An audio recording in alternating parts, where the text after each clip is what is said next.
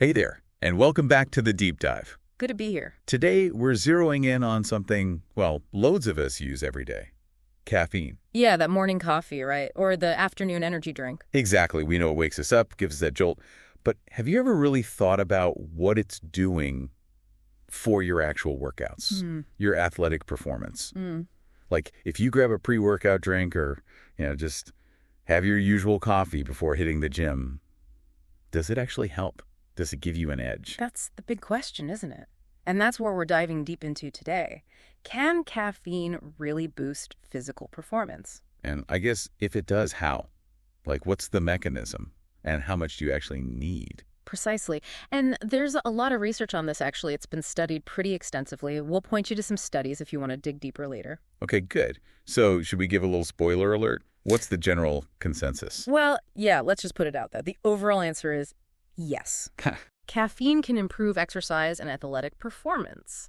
And what's surprising is the range of activities it seems to help with. Okay, so yes, it works. Let's unpack that. Yeah.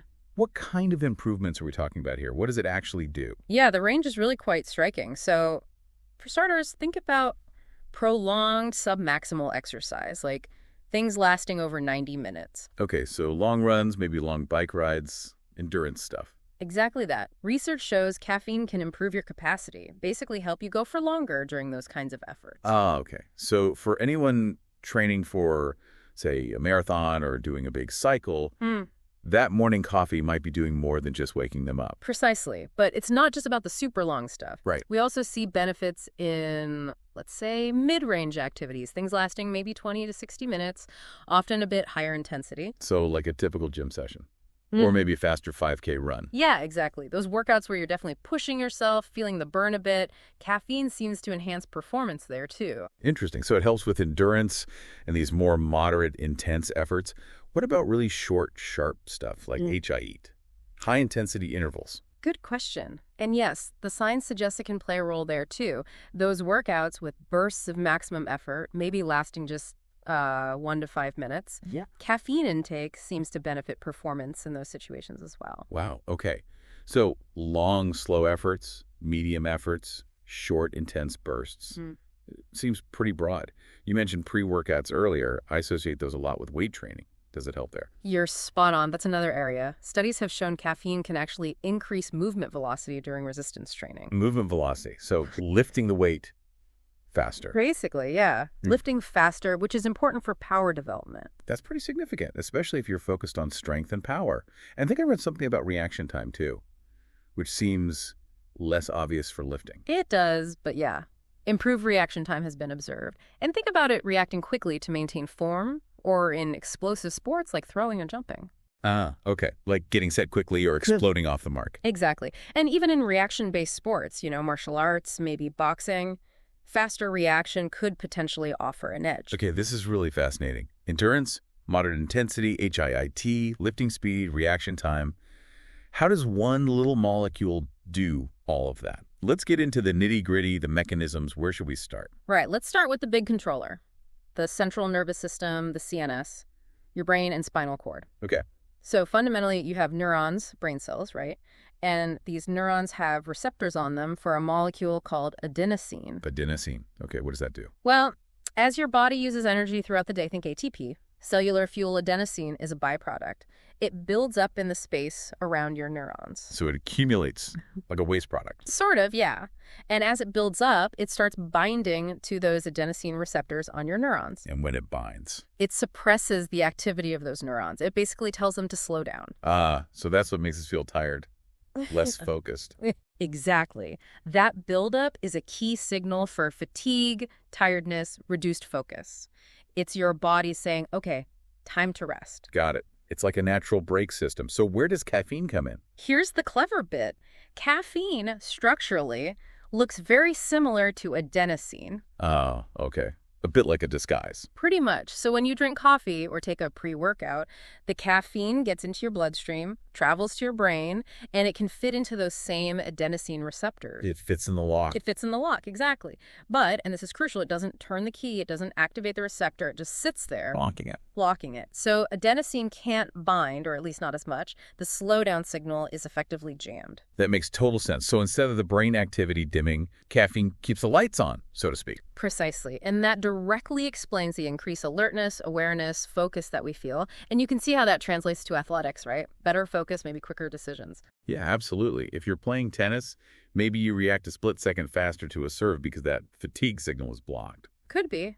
But there's more to the CNS effect than just wakefulness. Caffeine also seems to reduce your perception of effort. Wait, so the workout doesn't just feel easier, it actually is perceived as less demanding. Kind of, yeah. At a given intensity, the exercise might feel less strenuous after caffeine than it would without it. That's huge. If something feels easier, you're naturally going to push harder or go for longer, aren't you? That's the idea. And there's one more piece to this CNS puzzle: pain perception. It affects pain too. There's research suggesting caffeine has a mild pain-suppressing or analgesic effect. So if you're feeling a bit less discomfort during hard exercise, again, that might allow you to push your limits a bit further. Wow. So in the brain, it's like a triple effect. Yeah. Blocks tiredness, reduces perceived effort, and might even dull pain slightly. That's a good way to summarize the main CNS effects, yeah. Okay, that's the brain covered. But you mentioned benefits for things like lifting velocity. Is something happening directly in the muscles too? It seems so, yes. This involves something critical for muscle function: calcium, intramuscular calcium. Calcium, like for bones. Well, yes, but it's absolutely vital inside muscle cells too for contraction. Let's break it down simply. Think of a muscle, like your bicep. Go ahead. It's made of bundles of muscle fibers. Inside those fibers are smaller units called myofibrils. And inside those are the tiny engines, the sarcomeres. That's where the contraction happens. Sarcomeres, got it, the contractile units. Right, and in each sarcomere, you've got thick filaments. That's mainly a protein called myosin, and thin filaments, mainly actin. Myosin and actin, I remember those from biology. They slide past each other. Exactly. They need to bind and slide to make the muscle contract. Yeah. But when the muscle is resting, they can't bind. There's a regulatory protein complex called troponin tropomyosin, or TTC, that basically blocks the binding sites on the actin, like a safety catch. Okay, so how does the safety catch come off? That's where calcium comes in. When your nerve sends a signal to the muscle to contract, it triggers a release of calcium ions inside the muscle cell, right into the sarcomeres. Ah. This calcium binds to that troponin tropomyosin complex. And that moves it. It causes it to shift, yeah. It moves out of the way, exposing the binding sites on the actin. Now myosin can grab onto actin, pull, release, grab again like a ratchet, and the sarcomere shortens. The muscle contracts. Okay, so nerve signal, calcium release, TTC moves, myosin binds, actin contraction. You got it. Now, connecting this back to caffeine. Yeah, what does caffeine do here? Research suggests caffeine might actually enhance the amount of calcium that gets released inside the muscle cell when that nerve signal arrives. Oh, interesting. So more calcium available. Potentially, yeah. Or maybe it makes the release mechanism more sensitive. The idea is, with more calcium available to bind to the TTC, it moves out of the way more effectively, or allows for a stronger interaction between actin and myosin. Exactly. It could lead to a more forceful or faster contraction, and that could be why we see that increased movement velocity in resistance training. That ties it together nicely. Faster, more powerful muscle twitches. And it makes sense for explosive movements too, like jumping or sprinting. Okay, CNS effects, and now direct muscle effects, potentially via calcium. Anything else? Well, we shouldn't forget the heart is a muscle too, right? Cardiac muscle. Caffeine also seems to affect the heart, potentially leading to slightly stronger contractions? So pumping more blood per beat? Potentially, yeah. Which means better blood flow and oxygen delivery to your working skeletal muscles. And that, obviously, could benefit pretty much any type of exercise. More fuel delivery. Makes sense. Yeah. Okay, so we've got these mechanisms. It definitely seems like caffeine can be a useful tool, but the dose makes the poison, right? How much do we actually need? Absolutely crucial question. And the thinking on this has evolved a bit. Oh, how so? Older recommendations, sometimes suggested fairly high doses, maybe 5 or 6 milligrams of caffeine per kilogram of body weight. Whoa, hang on. 6 milligrams per kilo. For someone my size, that's quite a lot of caffeine, like several strong coffees. It could easily be, yeah. And at those levels, you definitely run the risk of jitters, anxiety, upset stomach. Not ideal for performance. Right. Not helpful.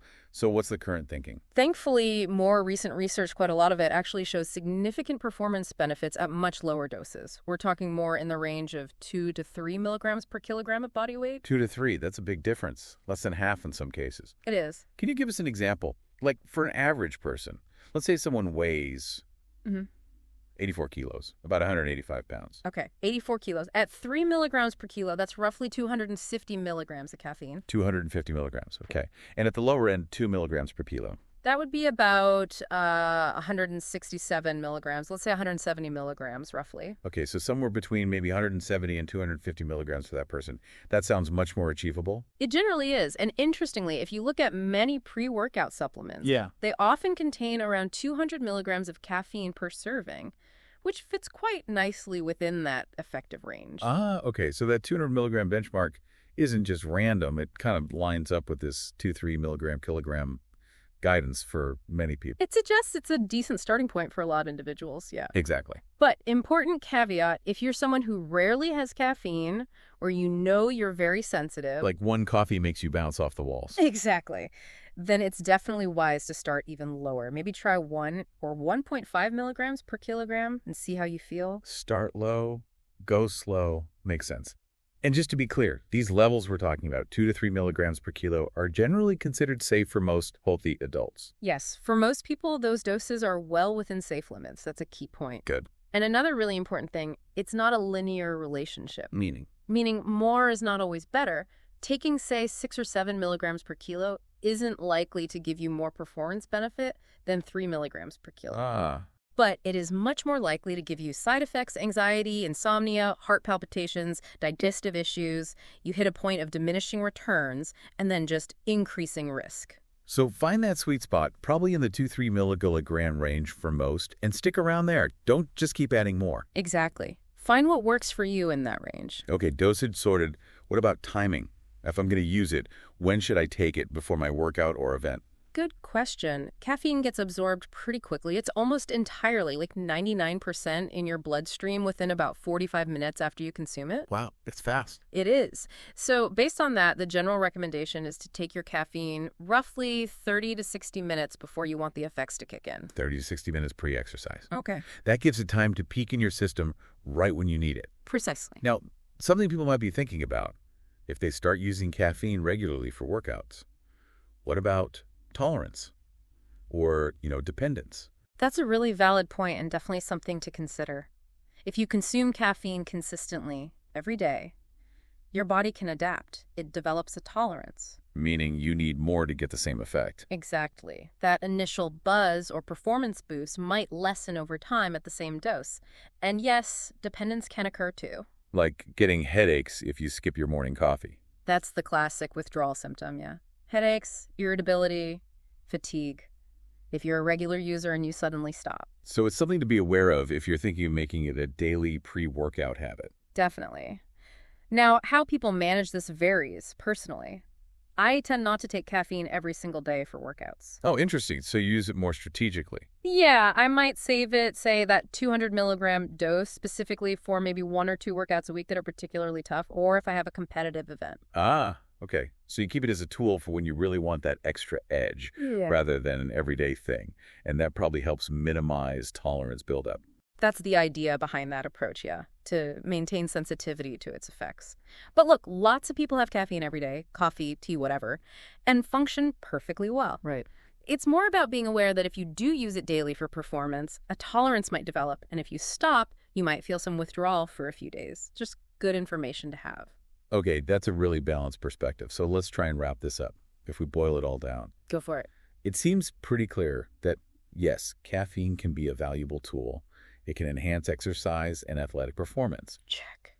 It works through a few different ways, making us feel more alert, less tired, reducing how hard the effort feels, maybe dulling pain slightly.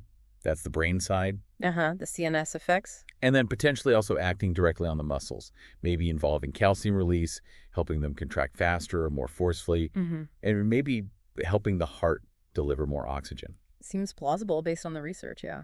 Dose-wise, we don't need massive amounts. That 2 to 3 milligrams per kilogram range seems to be the sweet spot for most people. Correct. Lower doses are effective. And timing. Take it about 30 to 60 minutes before you start your activity. Perfect timing window. What? We need to be mindful of tolerance and dependence if we use it consistently, every day. Maybe strategic use is an option for some. A very good summary. Covers the key takeaways. So, for everyone listening, maybe take a moment to think about your own routines, your own goals. Could caffeine fit in? Could it give you that little extra push sometimes? Yeah, how does this info apply to you? Is it relevant for your preferred type of exercise, your competitive aspiration? Definitely food for thought. Uh-huh. And maybe dig into some of the research if you're curious, or just pay closer attention next time you have caffeine before exercising. See what you notice. Absolutely. And maybe a final thought to leave people with? Yeah. Given how caffeine works on both the brain and muscles and how differently individuals can respond, what does this tell us about where performance enhancement might go in the future? Think about more personalized strategies. Ooh, tailoring things right down to the individual level based on their response. That's a fascinating place to end. Really interesting stuff. Always is when you dive into the science. Well, thanks for breaking it all down for us. And thanks to all of you for joining us on the deep dive. We'll catch you next time.